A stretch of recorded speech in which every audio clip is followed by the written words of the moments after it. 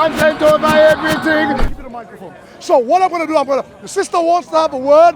I'm going to wrap this up now. Thank you all very much once again for your kind attention. Assalamu alaikum wa rahmatullahi ta'ala wa barakatuh. Sister, please.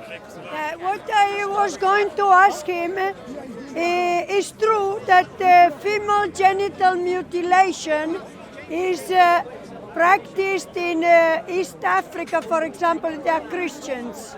Ethiopia, Eritrea, Somalia. But Somalia, there are more Muslims than Christians. But is also practiced, female genital mutilation. But what I was asking him is about male genital mutilation. Circumcision, it is a male genital mutilation. No matter how you want to justify it, because of hygiene, because of God said, because of culture said, it is a male genital mutilation, and it should not be implemented as far as I am concerned, because now we have methods and way of keeping our genitals clean, disinfected. Therefore, if you give me the excuse that genital male mutilation is justified on the basis of hygiene, sorry, that's not the case.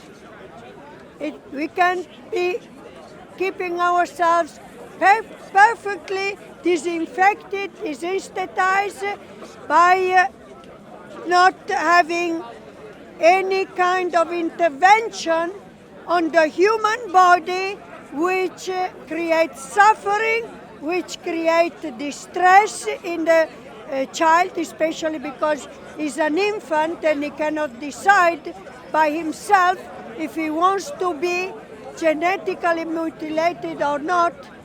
So it should be abolished.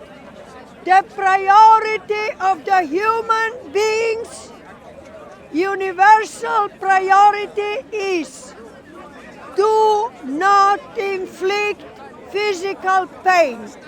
To inflict physical pain is wrong and should be abolished. That's all I have to say.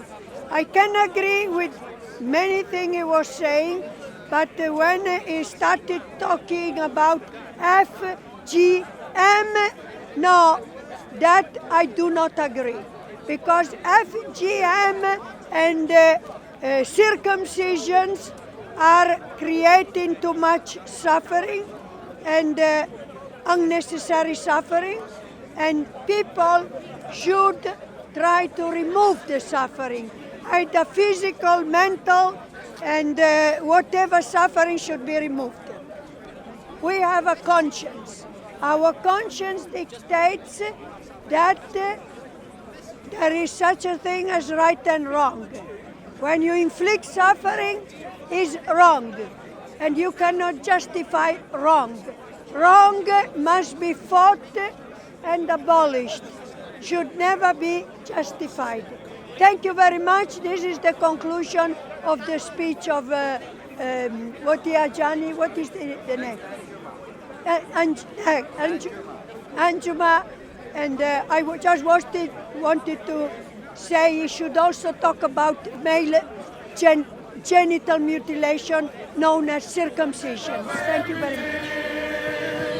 Content over everything. From your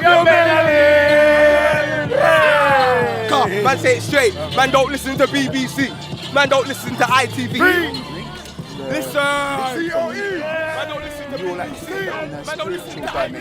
I don't listen to ITV. I just listen to COE. Man, don't listen to necessarily BBC. I said something. So my question to you is, are you aware of this?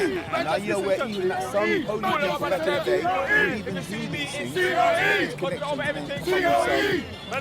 So let me address that point, because there are religions that use drugs to induce spiritual states. Shamanism in Native America, Rastafarianism There's multiple different religions that do use drugs to induce spiritual states. However, as Christians, what we're saying is that our God is not dependent on some substance for us to have communion with him. We can have communion with him directly and personally. We have a saying in the church, where there is love, there is God. If you want to find God, look for love. If you want to allow God to